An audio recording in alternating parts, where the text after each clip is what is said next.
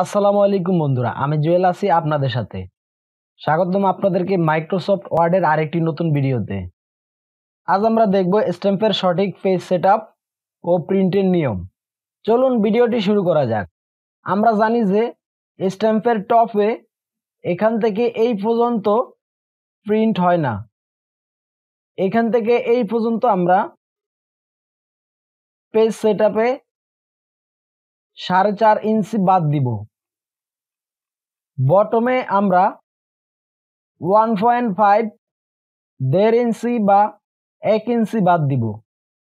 এখানে আমাদের প্রিন্ট হয় না, তার জন্য আমরা এখানে 1.5 ইঞ্চি বা 1 ইঞ্চি বাদ দিব। আর আমাদের পেজ হলো লিগ্যাল সাইজ। মোটামুটি আমরা জেনে নিলাম। এখন আমরা একটি পেজ সেটআপ নিয়ে দেখি। এখন আমরা একটি নতুন পেজ নিয়ে এই সেটআপটি দেখব।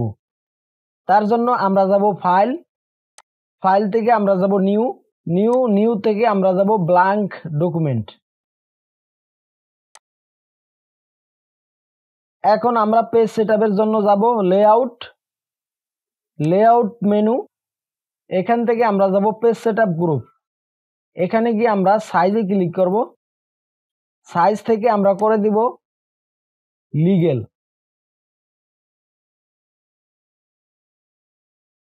লিগ্যাল সাইজ করার পর পেজ সেটআপ গ্রুপের এই আইকনটিতে আমরা একটি ক্লিক করব। আমাদের স্ট্যাম্পের উপরের টপে 4.5 ইঞ্চি আমরা বাদ দিব। তার জন্য এখানে আমরা লিখব 4.5। বটমে আমরা 1.5 ইঞ্চি বা 1 ইঞ্চি বাদ দিতে পারি। আমরা এখানে 1 রাখবো। তারপর এখান থেকে আমরা ওরিয়েন্টেশন পোর্ট্রেট রাখবো। তারপর আমরা ওকেতে ক্লিক করব। এখন দেখুন, এখানে আপনারা প্রিন্ট করতে পারবেন না। 4.5 ইঞ্চি বাদ দিয়ে এখান থেকে আমাদের লিখতে হবে। আমি আপনাদেরকে আরেকটি পেজ নিয়ে দেখাচ্ছি।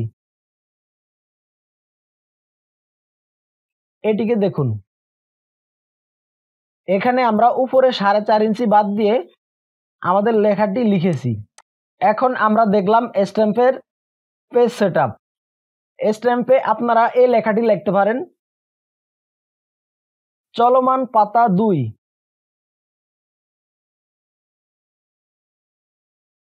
চলমান পাতা নং 2।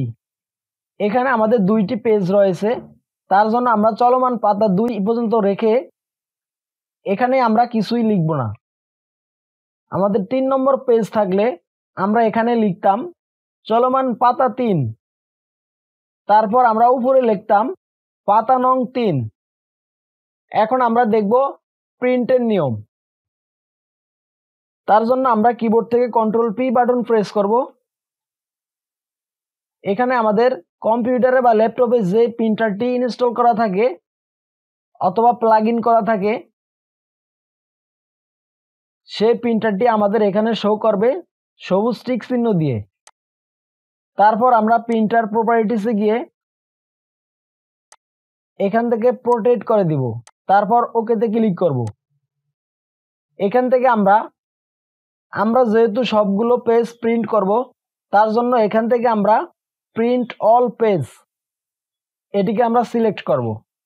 আমাদের যদি প্রথম পেজ অথবা দ্বিতীয় পেজ শুধু একটি মাত্র পেজ প্রিন্ট করতে হয়, তাহলে এখান থেকে আমরা সেই পেজটিকে কাস্টম প্রিন্ট করে এখানে আমরা লিখতে পারি। দেখুন বন্ধুরা, এখানে পেজেসের বক্সের ভিতরে আমরা মাউস কার্সরটি রাখার পর এরকম একটি পপ আপ উইন্ডো শো করেছে।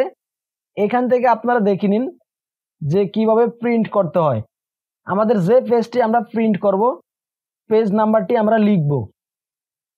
এখানে লিখে তারপর আমরা কমা লিখব।